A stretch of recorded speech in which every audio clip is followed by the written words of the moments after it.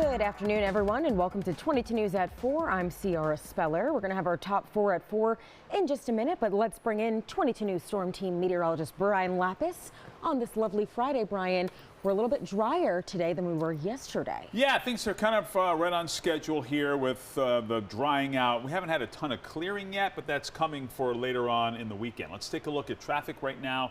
You can see here that traffic is running okay. We've got mild back up there on I-91 southbound through downtown, and we're seeing a more significant backup to our east at the I-84 Mass Pike merge in Sturbridge. Temperatures right now look like this: 73 Springfield, 74 Northampton, 77 in Greenfield, 75 in Westfield.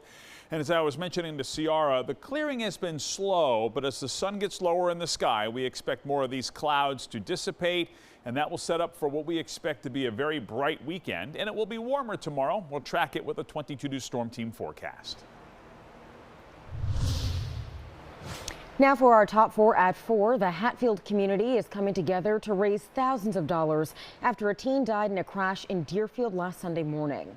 17-year-old Joshua Missoula Sampson died Sunday morning after his vehicle struck a fire hydrant on Greenfield Road. The community is raising more than $19,000 to cover his funeral expenses.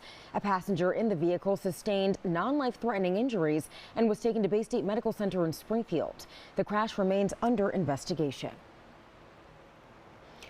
A UMass Amherst research lab using marmoset monkeys for experiments related to women's health has been shut down.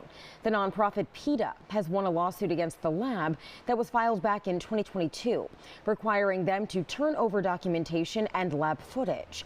The lab is led by Dr. Agnes LeCruz and is known for controversial testing on marmoset monkeys.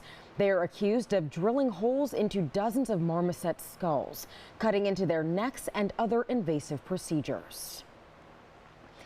The Massachusetts State House was evacuated twice this morning, and we now know why. According to our State House Bureau reporter, a water pipe leaked and caused an alarm in the State House, prompting the 2 evacuation alerts, one at 11:03 a.m. and again at 11:30 a.m.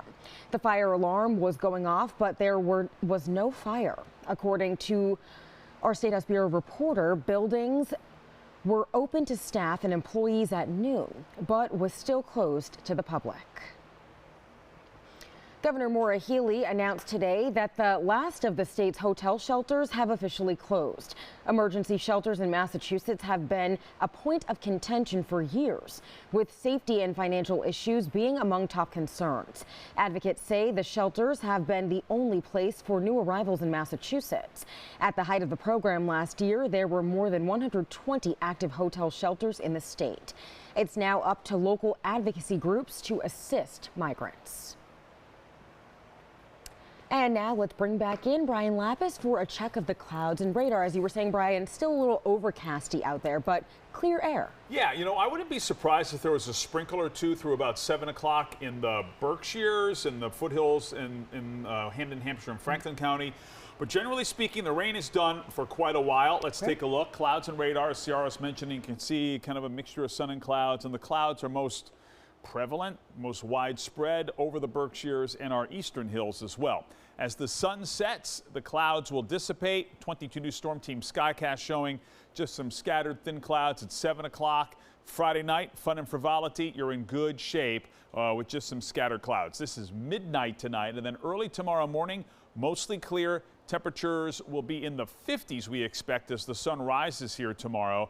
And then as we go to 10 o'clock, sunshine, noontime sunshine, a light breeze. Nice day here tomorrow. High temperature 78 to 82 with low humidity. Just as bright on Sunday and a little warmer. We'll show you on 22 News at 5. Trending online today, the notorious escaped 5-foot-long lizard has been spotted again. Goose, the water monitor lizard, has apparently made his way back to Massachusetts. He was seen in Douglas this time. Goose escaped now 2 weeks ago from Webster, then made his way across state lines where he was spotted in Thompson, Connecticut. That's somewhere around 8 miles at least. Now he was confirmed to be seen in Douglas yesterday. Environmental police say they're working with specialists to track him down. Well, the claws are out in Somerville as the feline race for Bike Path Mayor gains national attention. Dozens of cats, yes cats, are running for mayor of the community bike path. One cat named Barry kicked this whole race off, promising to make cats outside again. Locals say no cat can be mayor of Somerville without an election.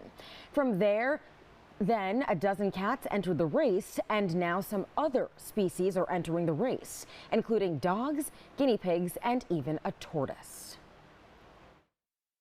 I spent all day yesterday canvassing for domination. A dog can't be mayor of the bike path. That would be ridiculous. I'm a big fan of Nagi the tortoise. I think his age and experience is good. Online voting for residents closes September 5th. And although cats may have 9 lives, there can only be one winner. Well, now for a look at what we're working on for 22 News starting at 5. A reminder about the growing risk of mosquito and tick-borne illnesses after recent rainfall. Plus, Springfield's Hope Center for the Arts opens its doors tomorrow. We'll tell you what's planned for their community open house. And a special ceremony at City Hall marks National Breastfeeding Awareness Month. How local leaders are celebrating and supporting families. Traffic looks good. Moving into the evening commute, no major problems in I-91, although there is a slowdown now I-91 southbound at the intersection of 291. And we're running a little slow at the 84 Mass Pike merge in Sturbridge. Sunshine this weekend. We'll track it on 22 News starting at 5. All right, Brian, thank you. And thanks for you for joining us for 22 News at 4. You can join us on TV starting at 5. But get all your local news and weather updates anytime on wwlp.com and the 22 News mobile app.